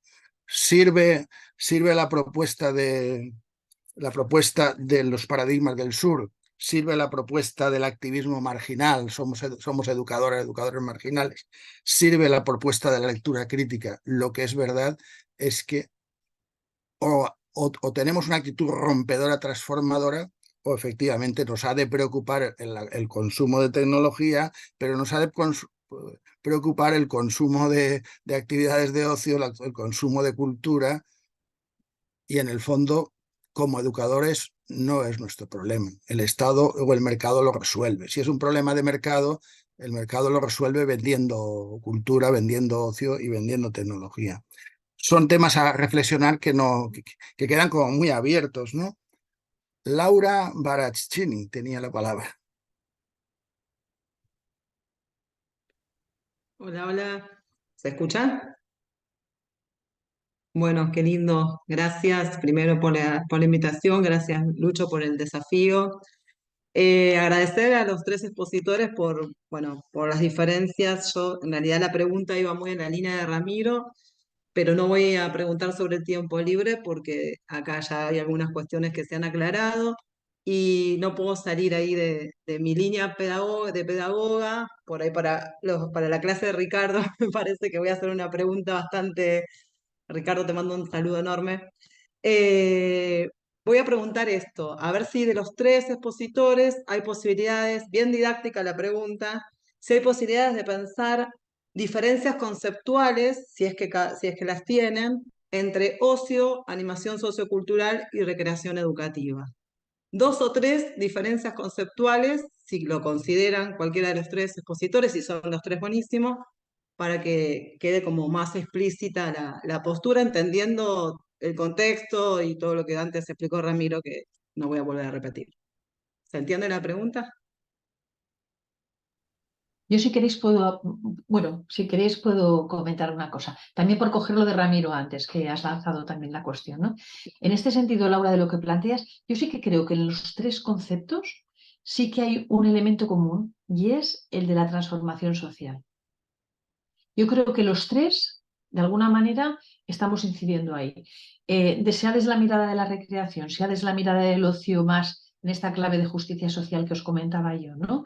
O sea, desde la animación sociocultural propiamente, ¿no? Como metodología y como praxis social, ¿no? Yo creo que el elemento de transformación es muy clave. Creo que también hay otro elemento común que es el de la educación en los tres casos. Los tres yo creo que tienen una intencionalidad educativa de cambiar personas, de ayudar a producir cambios, ¿no? De desarrollo de calidad de vida. Yo esos dos elementos los veo que en los tres conceptos tienen una similitud, ¿vale? Luego, si veo diferencias, sobre todo en animación sociocultural, creo que la diferencia puede estar más, no tanto en los contextos, sino desde mi punto de vista. Creo que es una praxis social y es una metodología, ¿no? Que a mí al menos me ayuda, ¿no? Entenderla que puede ser transferible y puede ser aportable en muchos ámbitos. En el del ocio, pero en la animación sociocultural también creo que puede incidir, al menos yo desde lo que he estudiado también. Bueno, aquí Mario, si no, también tú aportas, ¿no? Desde tú sabes, pero yo creo que también la animación puede estar actuando en espacios como son servicios sociales, con espacios de marginalidad. Yo he vivido la animación sociocultural y la he podido practicar en centros penitenciarios, por ejemplo, ¿no? Entonces, en centros penitenciarios, que son espacios además de control social. Es decir, que para mí la animación sociocultural es una metodología, una praxis que aborda muchos contextos. Y ahí para mí es la diferencia entre lo que pueden ser el ocio y la recreación, ¿no? O sobre todo el ocio en el sentido de que es un contexto educativo que tiene sus finalidades en sí mismas, ¿no? También de abordaje, ¿no? Y tiene muchas correlaciones con recreación. Bueno, yo esta apreciación te daría. Y luego, unido, Ramiro, a lo que planteabas antes, que también como me lo has lanzado, en la medida que pueda te contesto, yo creo que el ocio el ocio, o sea, fundamentalmente puedes cogerlo desde esas 4 miradas, ¿no?, que yo os planteaba como modelos. El ocio desde el que estamos hablando tiene una mirada humanista y de justicia social muy profunda, que aquí sí que se conecta claramente con la animación sociocultural y con esta perspectiva que planteaba Ricardo, ¿no? Entonces, desde ahí el ocio no es un espacio más de consumo, o no tendría que ser un espacio más de consumo, ni tampoco un espacio dirigido, ¿no?, sino que tiene que ser un espacio donde las personas desarrollen su calidad de vida en línea de esas 5 contribuciones que al menos los estudios y las evidencias científicas nos hablan, ¿no? De construcción de identidad, de aprendizajes, de participación, que eso tiene mucho que ver con la transformación social, de cohesión en los territorios y de todo lo que es la mejora de las competencias personales, profesionales y académicas, ¿no? Para mí, esos 5 contribuciones han sido muy claras cuando he podido llegar a esa conclusión, ¿no? Es decir, los estudios, las evidencias nos hablan de que estas contribuciones, y eso habla mucho de perspectiva de desarrollo humano, ¿no?, y de desarrollo comunitario. Por aquí.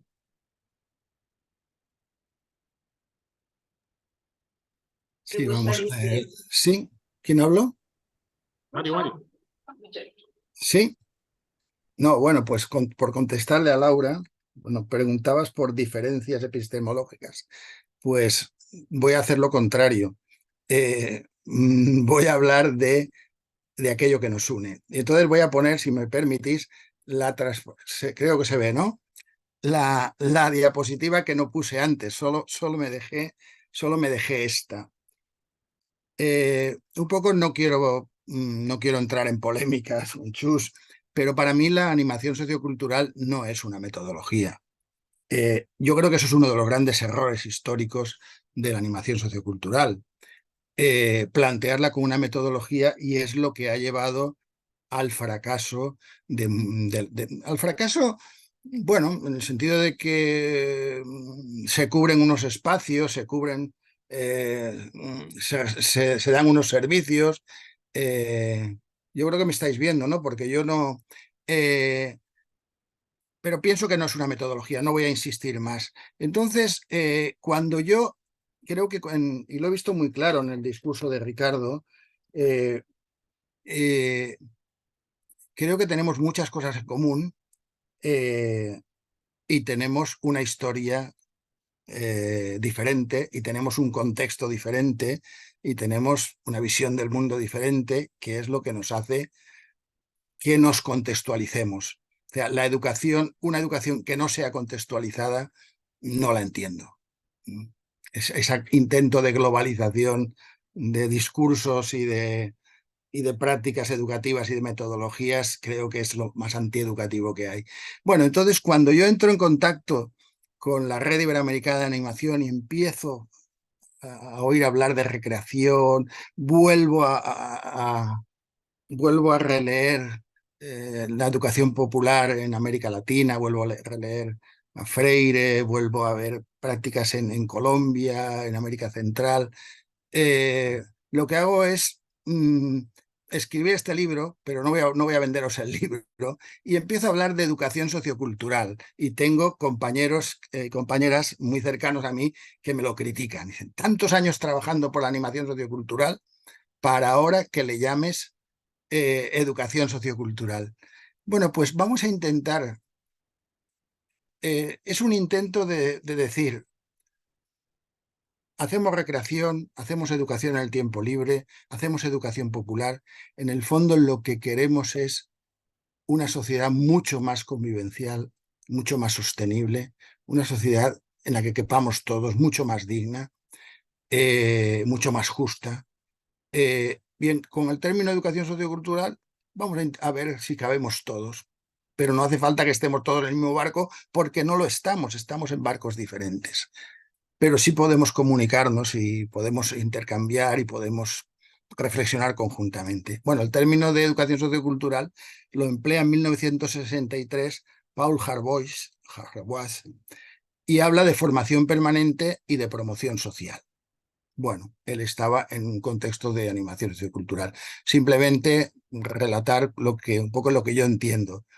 Supone una superación de la concepción bancaria de la educación, creando representaciones sociales solidarias y generando acciones transformadoras de las dinámicas comunitarias en la búsqueda de alternativas sociales más solidarias, inclusivas y sostenibles. Siento no haberte contestado, pero yo lo veo así.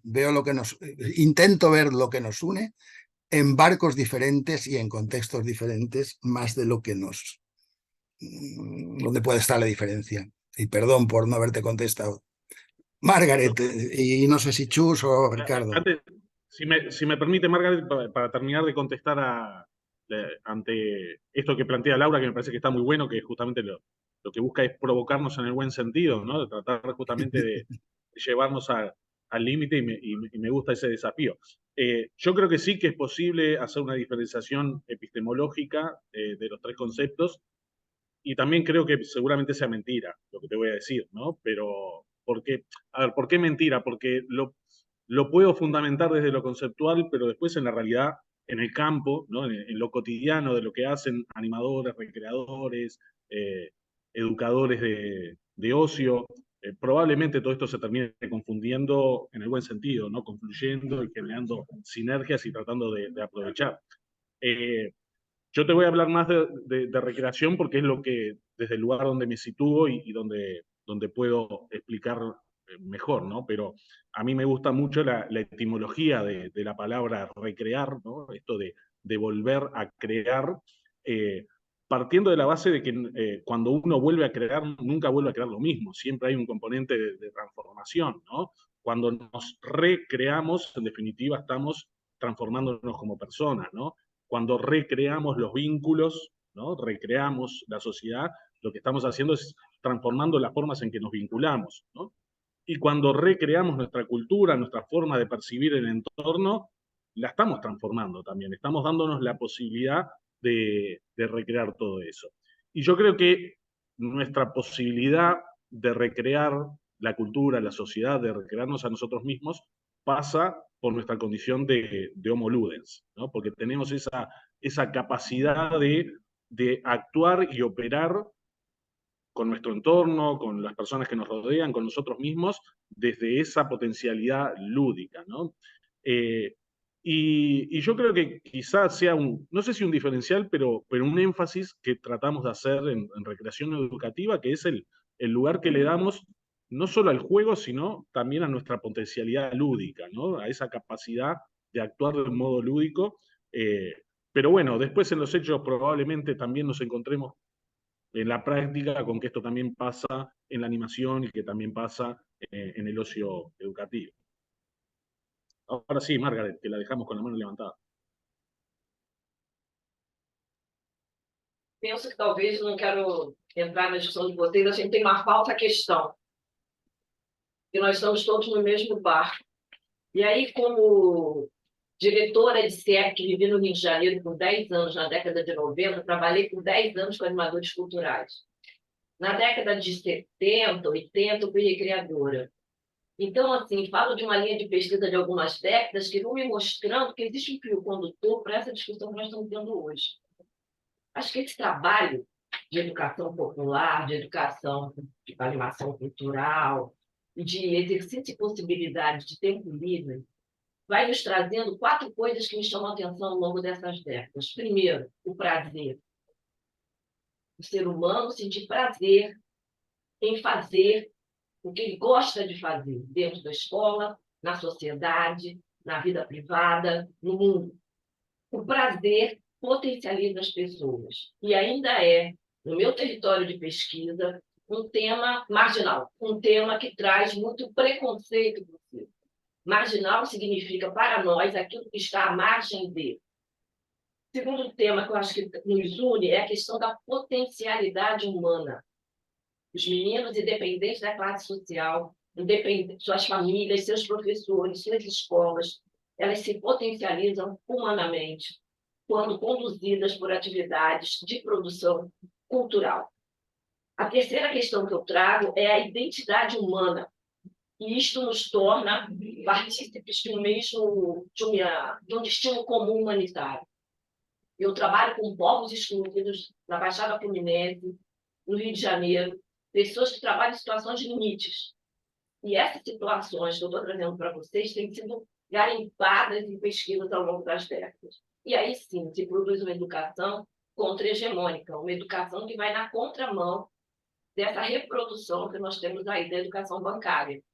Então, eu quero agradecer a vocês que falaram agora para nós, isso está me trazendo, assim, um retorno, algumas reflexões que eu acho que é extremamente importante, porque essas 4 possibilidades, elas fazem com que a escola ganhe uma exigência diferente para os educadores, para os educandos, para todos nós que trabalhamos com educação social. Muito obrigada.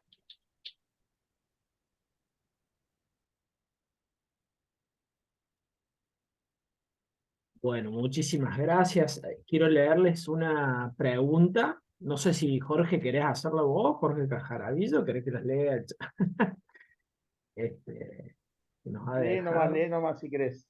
Bueno, un gusto tenerte, Jorge, tanto tiempo. En estas perspectivas emancipatorias o desarrollo humano integral, siempre se trata de ser activistas marginales. O hay experiencias de políticas públicas y o estados que hayan movilizado estas perspectivas. Leo de nuevo, disculpe. En estas perspectivas emancipatorias o desarrollo humano integral, siempre se trata de ser activistas marginales, pone entre comillas, o hay experiencias de políticas públicas y o estados que hayan movilizado estas perspectivas. Y bueno, Mario Iche, yo cuando hablé de educación marginal o de perspectivas marginales, no es porque somos marginales en nuestro trabajo. ¿Se me oye bien? Porque Lucho, ¿te me has quedado parada? No, vale. No es porque seamos marginales en nuestro trabajo, es porque no trabajamos para el sistema y sobre todo no trabajamos para el sistema económico. Yo dirigí durante 11 años un festival de cine que llegó a ser, y lo es en estos momentos, uno de los festivales más importantes de Europa desde el punto de vista profesional. Y bueno, podríamos decir que manejábamos los resortes de la institución y habría que hacer pasar un filtro de elitismo, pero eso es otro tema para otro momento. Pero no trabajábamos para el mercado. Y la gran industria del cine se enfadaba con nosotros y nos tenía al margen y no quería saber nada. Pero fue un trabajo, el festival continúa. Pero teníamos claro que no trabajábamos para el mercado, trabajábamos para los realizadores, y en ese caso para los jóvenes, porque era un festival dirigido a los jóvenes.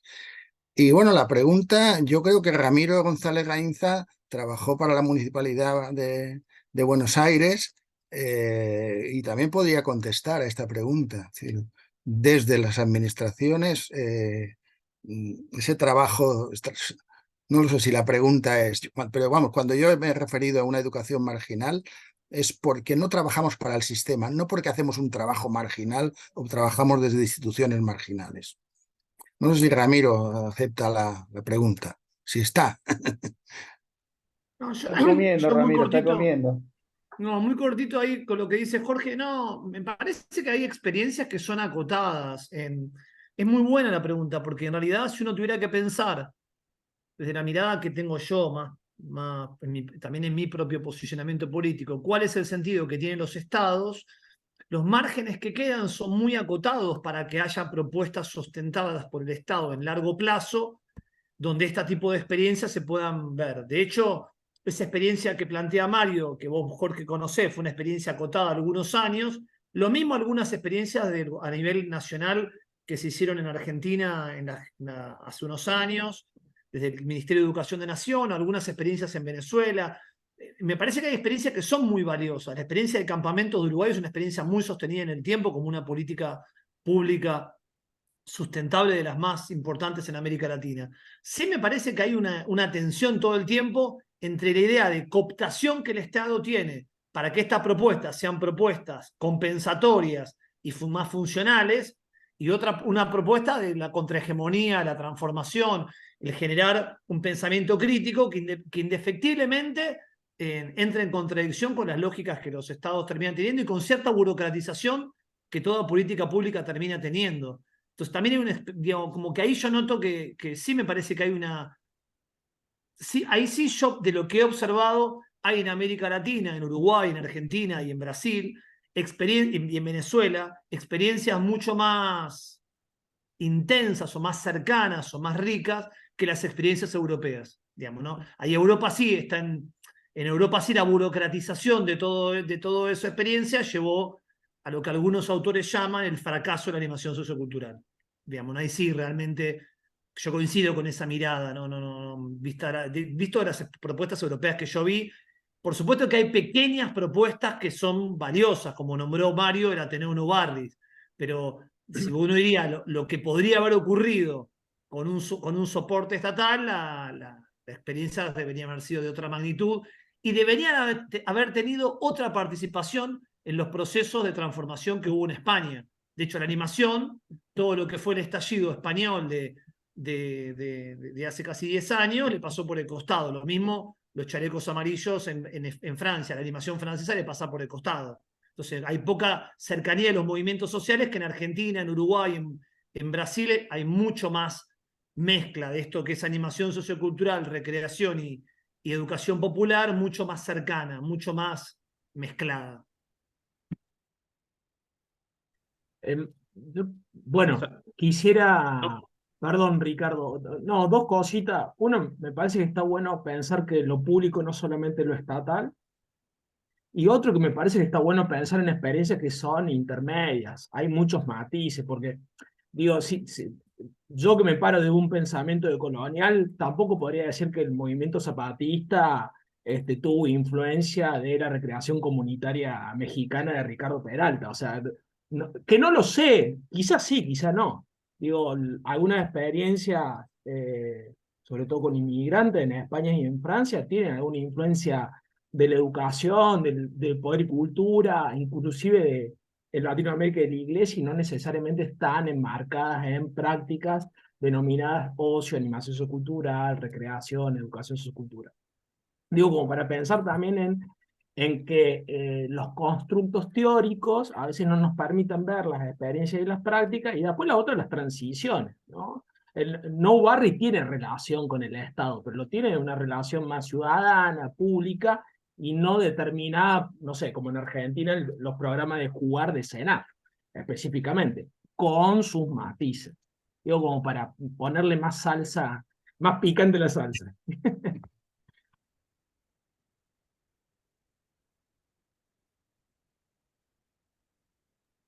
Sí, perdón, mi pregunta iba en el sentido de que si uno se pone a mirar, quizás como decía Ricardo al principio de su intervención, más históricamente, la discusión no es tanto teórica conceptual, de diferencia entre qué llamamos ocio, recreación educativa o la nominación que animación, sino de ver cuáles son las prácticas históricas o políticas concretas a las cuales estamos dando un sentido transformador o no. Con lo cual ahí yo abogaría más que para las teorizaciones en abstracto, para las historizaciones que puedan politizar las discusiones, ¿no? En ese sentido, yo no estoy muy al tanto de las producciones actualmente, pero parece que en la línea más de historizar y las iniciativas con las distintas escalas, coincido con vos, Lucho, entre que puedan ser públicas, no tienen por qué ser estatales exclusivamente, pero que la discusión es más una discusión histórico-política a veces, conceptual, teórica, abstracta del campo de la pedagogía o de la sociología. Ese era mi supuesto en la pregunta.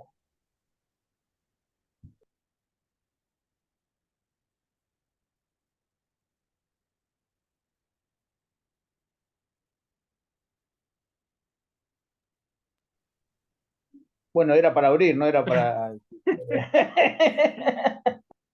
No, nos quedan unos minutitos, no sé si hay otras preguntas, comentarios, aportes. Y bueno, pues a raíz de esta última intervención, la animación sociocultural en un momento determinado en España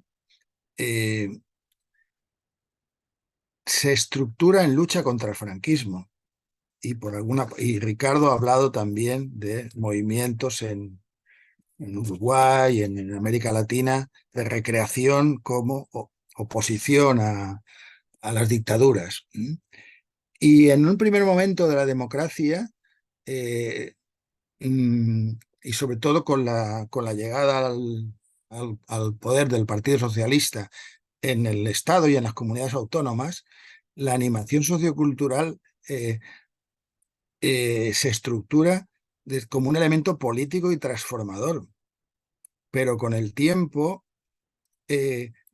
la institucionalización, la burocratización, la derechización de los gobiernos en España hace que se pierda el sentido político. Yo recuerdo los primeros encuentros de la red de la RIA, de la Red Iberoamericana de Animación, como los compañeros de latinoamericanos nos decíais que veíais una falta de politización en nuestras prácticas de animación sociocultural. Y tal vez el fracaso venga por ahí. Has hablado de políticas y de transformación, y posiblemente ahí está el fracaso.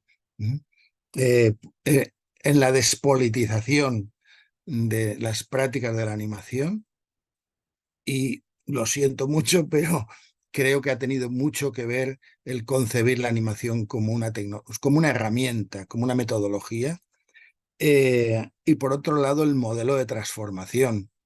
O sea, la animación en España, ya no voy a hablar de Europa, ha faltado una visión portuguesa, y había portugueses en el foro, pero falta una visión portuguesa.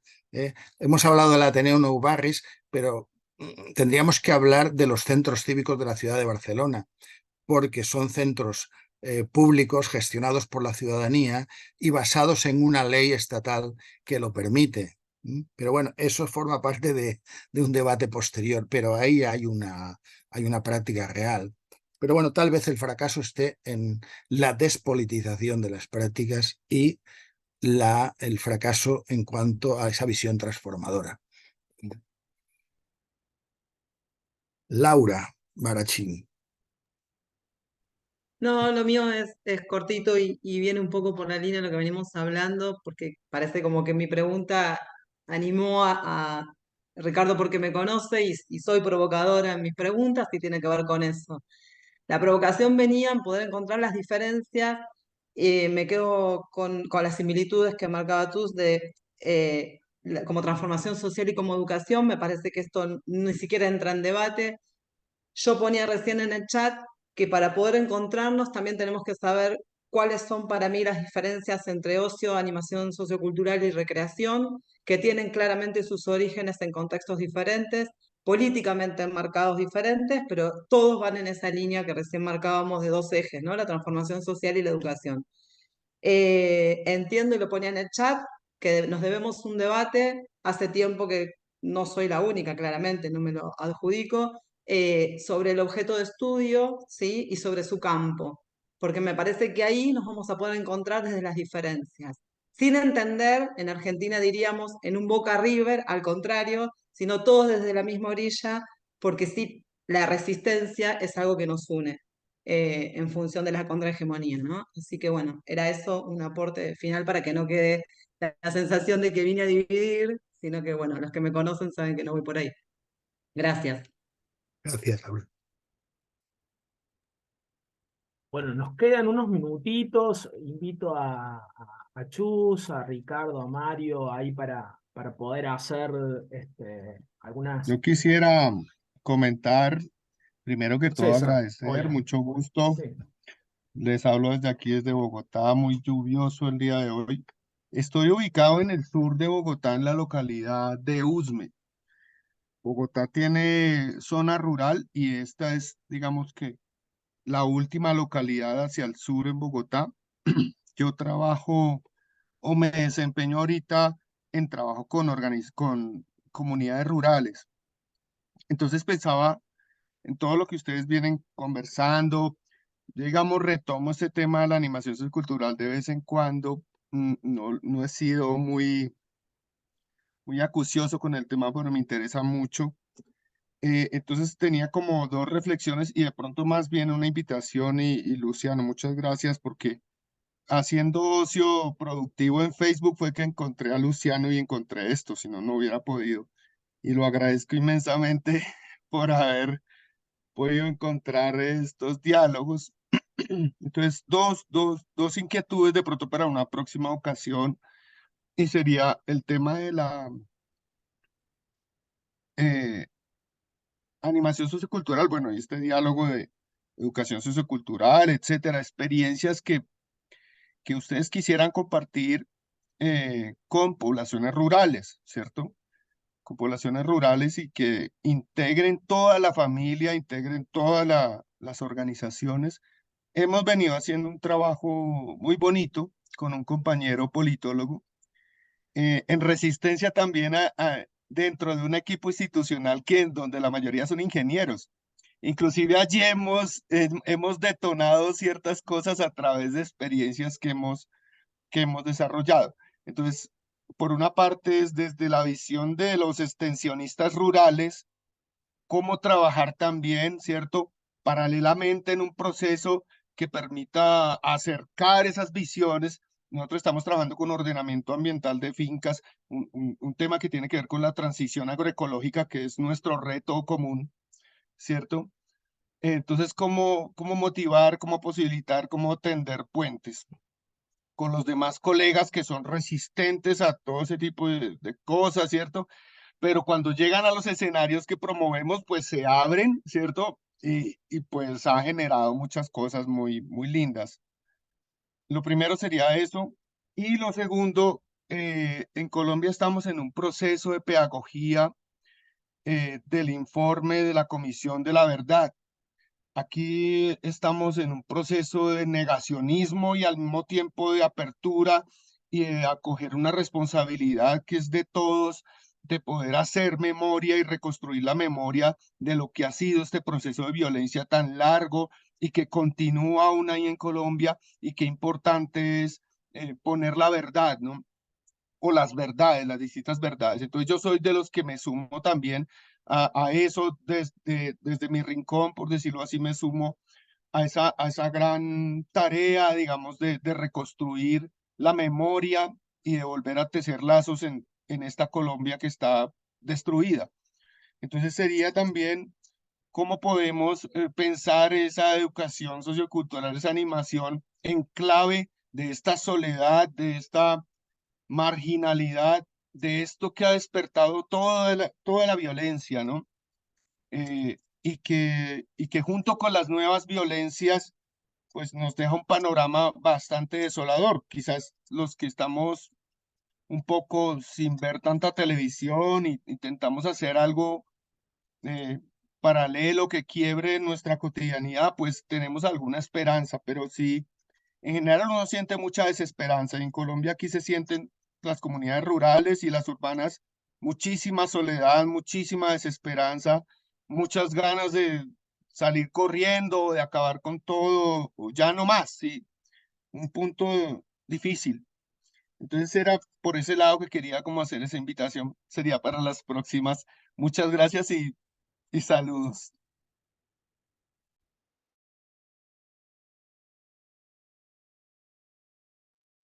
Yo, Lucho, en aquello creo que nos has invitado, ¿no? Para finalizar, pues estaba pensando, ¿no? Pues qué podría aportar, ¿no? En este final, desde todo lo que ha sido el enriquecimiento de toda esta sesión. Yo me quedaría como con tres ideas que me gustaría aportar. Por un lado, tal como señalaba antes, ¿no? Yo creo que tanto la animación sociocultural, en la cual yo creo mucho, Mario, creo muchísimo. De hecho, he sido animadora sociocultural muchos años, por tanto, aunque diga que es metodología, pero es un contexto desde el cual yo me he movido y me he movido de forma muy activista, ¿no? Pero bueno, no entramos en esa cuestión, pero lo que quiero decir es que tanto la animación como la recreación como el ocio, para mí tiene este aspecto de transformación y de educación. Yo diría que estos dos aspectos para mí son claves. Otra línea así de aportar va en la línea de que los tres, yo creo, estos tres conceptos que son muy ricos en su mezcla, detrás de esto llevan a cambios estructurales de gran nivel, ¿no? Están planteando cosas mucho más profundas, que no son los cambios rápidos, ¿no?, de nuestras sociedades. Por lo tanto, tocar esos núcleos me parecen muy importantes, lo cual también requiere de formas nuevas de trabajar en muchos casos, ¿no?, y metodologías que ayuden, ¿no?, a construir esas finalidades más estructurales. Y luego creo que también los tres aspectos para mí me evocan mucho a lo que tiene que ver con la cohesión social de los territorios, y ahora en esta línea de lo que hablabas, César, ¿no?, de las soledades, de cómo viven las personas, ¿no?, desde distintos contextos. Yo creo que el ocio, la recreación y la propia animación sociocultural tienen mucho de cohesionadora de sociedades más activistas, más provocadoras, más que construyan nuevos modos, ¿no?, de estar en la sociedad. Entonces, desde ahí yo creo que aquí hay una riqueza en estos temas tan claves que le cuestiona tanto a otros espacios educativos, sociales y políticos, que bueno, yo me quedaría con esta visión, ¿no?, en esta sesión. Es lo que quería compartir un poquito. Muchas gracias, Chus. Ricardo, ¿qué te nos vas? Bien cortito. En realidad los estudiantes me están reclamando el recreo. Ya hace rato que tenemos el recreo, están acá desesperados. No, una sola acotación, ¿no? En buena medida creo que muchos de nosotros hemos tratado de aportar desde una lógica de campo, ¿no? De pensarnos también como un campo profesional y un campo disciplinar, más allá de que hablemos de recreación, de animación, de ocio, pero en cierta forma esa búsqueda nos ha permitido también encontrarnos, ¿no? Y Bourdieu dice que el punto de partida para pensar en un campo es que haya actores dispuestos a jugar en ese campo, ¿no? Y en buena medida creo que lo que nos ha reunido aquí y lo que nos ha reunido en tantos otros encuentros anteriores es que tenemos ganas de jugar en un territorio en común y de decir y compartir y discutir y provocar como provoca Laura, pero en definitiva tenemos ganas justamente y nos sentimos que somos parte de un mismo campo, ¿no? Entonces yo creo que acá, desde Iberoamérica hasta Tierra del Fuego, porque tenemos gente de Tierra del Fuego, yo pensaba decir que Uruguay estamos al sur del sur, pero claro, cuando entró NAS, que es de Tierra del Fuego, yo me siento prácticamente en el hemisferio norte, ¿no? Pero en buena medida como que hemos cubierto toda Iberoamérica en esta charla y eso realmente es una cuestión interesante, saber que hay tanta gente con inquietudes similares y con ganas de reunirse a discutir esto, ¿no?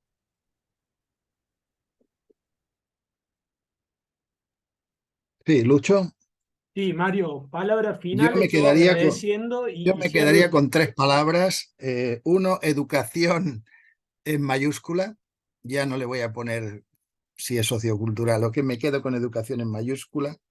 Me quedo en transformación y me quedo con las utopías posibles, que como decía Margaret en Valencia hace muy poco, son las que se piensan con el entendimiento, se sienten con el corazón y se hacen con las manos. Y esa transformación es posible y es posible desde la educación en mayúscula. Y ahí me quedo. Muchísimas gracias, muy obrigado, gracias a los amigos, a los disertantes, a los estudiantes, profes, colegas de diferentes lugares. Próximamente nos vamos a encontrar en un segundo conversatorio. Va a ser un placer que estén por acá. Nos han dejado un montón de preguntas, de inquietudes, pero también de disposición y ganas de seguir por este camino, pensando y haciendo. Así que muchísimas gracias. Un abrazo a todos desde la Universidad Católica de Salta. Un gusto haberlos tenido. Chao, chao. Chao. Muy bien.